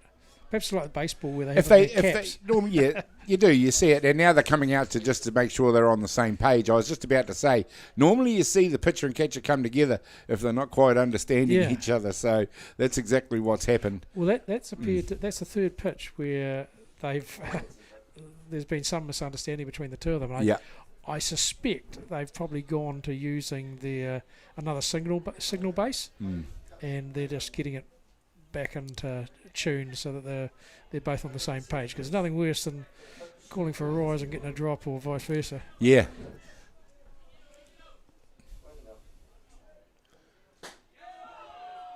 Well, with the velocity that Nick pitches at, catchers need to know that he's going to hit the spot, because otherwise, you basically asking for a pass ball if you do get a rise ball and you're expecting a drop. Or even worse, you can really hurt your hands, which is something that no catcher wants to have a thumb impacted or. Oh yeah. Once you start jarring those thumbs, they become a recurring injury. That was one position I gave up on when I was about 20. Catching. I never took it up. I wasn't smart enough to be a catcher. I was a catcher for a few years, but... nice work by Nick Need. This time he struck out Lau Pepe for the second time in the ball game. That'll bring to bat with 2 out now Rikaya Tefioro. And he's really going to have to do something, otherwise they're 3 outs for the ball game. Exactly, and he's probably one of their top batters. Very knowledgeable around what he needs to do, and he's certainly done the business before. So he's capable. And he's certainly, I'm quite surprised he's down batting number 6. I would have thought. It's an interesting one where the last few batters in the last innings in here, you're just starting to see the Franklin batters watch the ball go over the plate rather than being aggressive as they were in that first couple of innings and really getting the bat out front. You don't want to get caught watching when you're so desperate for runners on base. That's right. I think... bit of kudos has to go to Nicholas Need, though. He hasn't let up. So these guys, he's going to be close. Every pitch he's thrown, with the odd exception, has been close enough that you've got to be thinking about it. So that's good pitching. And it does make it difficult for the batter because they want him to throw as many balls as he possibly can. Yeah. And certainly they've got the batters that can do the damage if he starts straying from the game plan. Well, he is showing Tefioro a fair amount of respect here. He's pitching around the zone, trying to keep it off the middle of the plate. That one's right down the tube, and there we go. It's hit up, but up to the shortstop, who is Zarshaw Wallace. Takes a little bit of time to get the ball out of his hand, but when he does, it flies across the zone, across to first base for the 3rd out. There we go. It's one more opportunity for Franklin when they come back in the 7th. But before then, we're going to see Hutt Valley try and impact the scoreboard. We'll find out what happens in just a minute.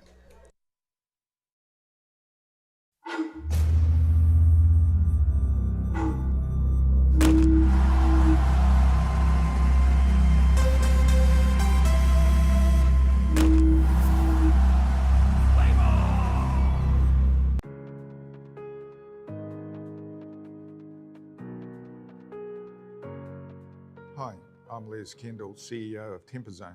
Innovation is at our core to produce ever more relevant technology, pushing the bounds of currently available solutions.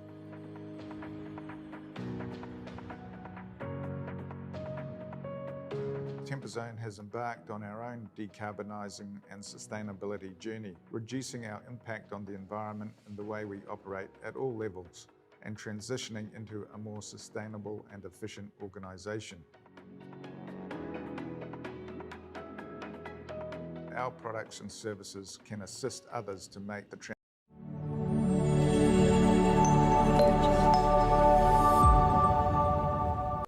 Well, there we go, ladies and gentlemen. We're into the final stanzas of this ball game.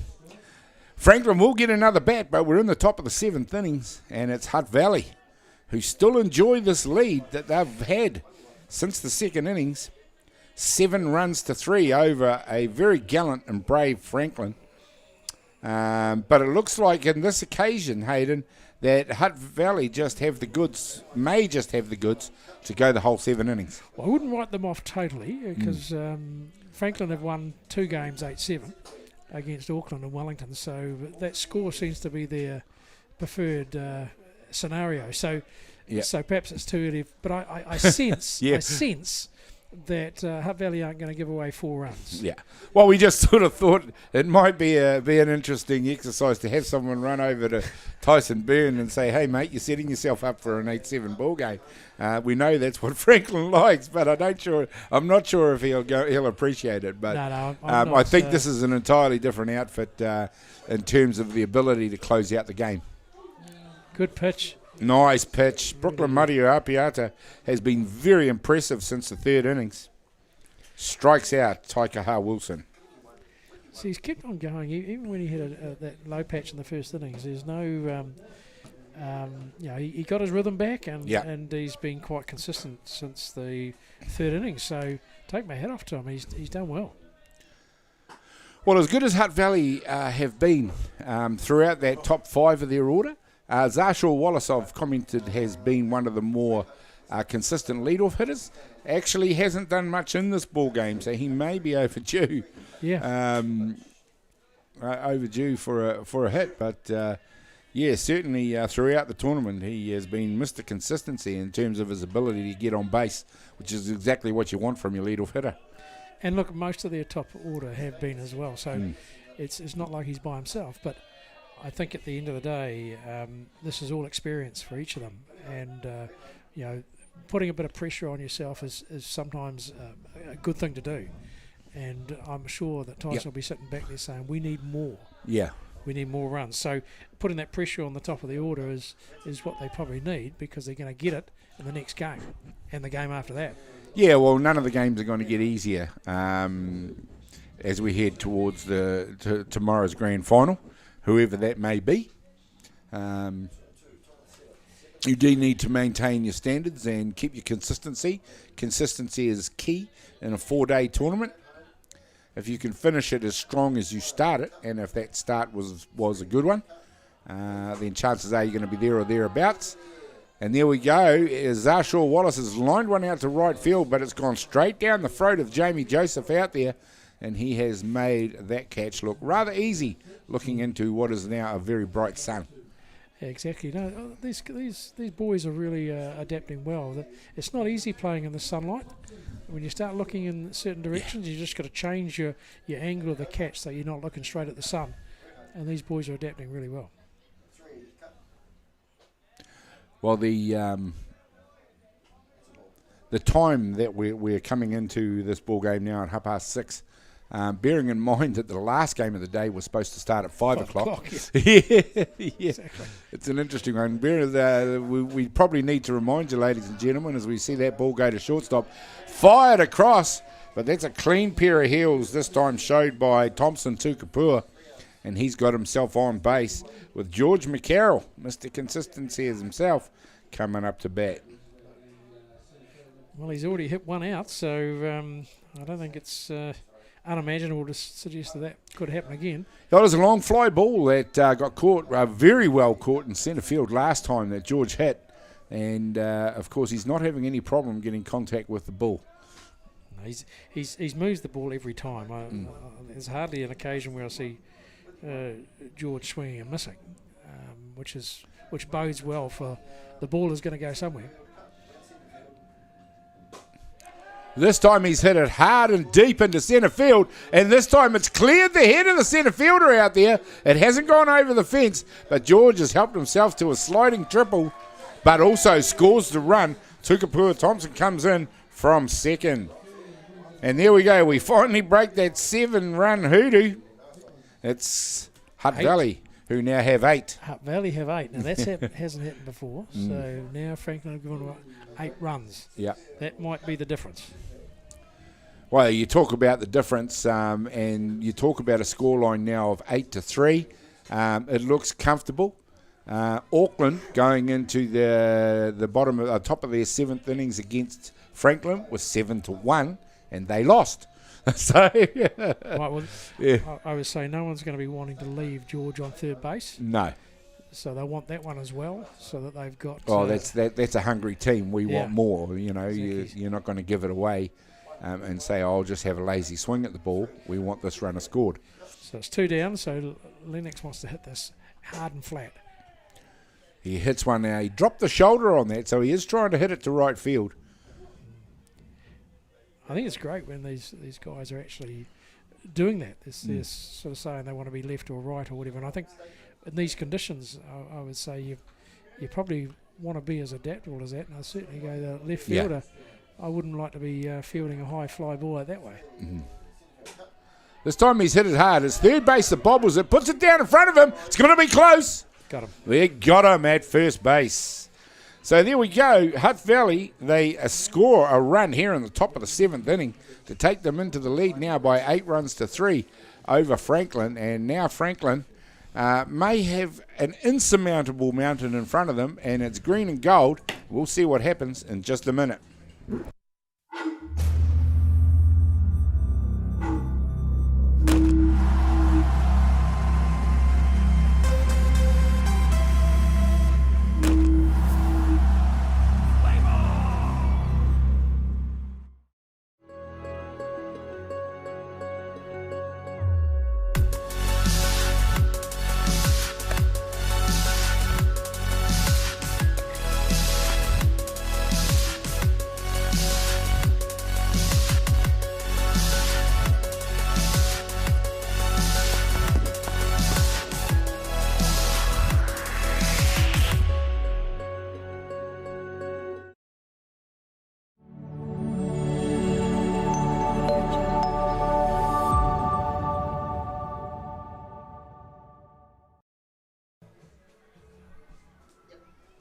Well, there you go, ladies and gentlemen. You think they should be contrasting dugouts, but it looks like both teams are just sitting back and enjoying the sunshine in there.